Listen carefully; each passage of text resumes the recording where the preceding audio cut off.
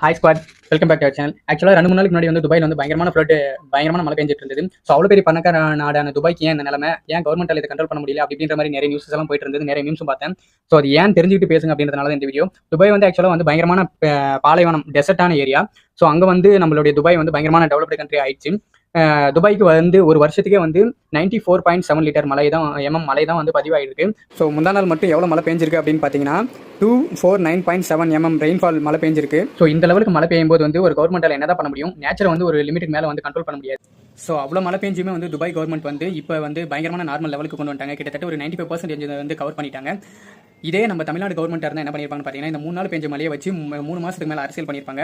But ஆனால் Dubai government வந்து பயங்கரமான சின்சியராக வேலை செஞ்சு சூப்பராக பண்ணிட்டாங்க. ஸோ ஒரு கவர்மெண்ட் நினைச்சா என்னாலையும் பண்ண முடியும். இதுதான் வந்து மற்ற நாட்டுக்கும் நம்ம நாட்டுக்கும் உள்ள பாலிடிக்ஸில் இருக்கிற விஷயம். ஸோ அதுக்காக தான் இந்த வீடியோ பண்ணது. So bye.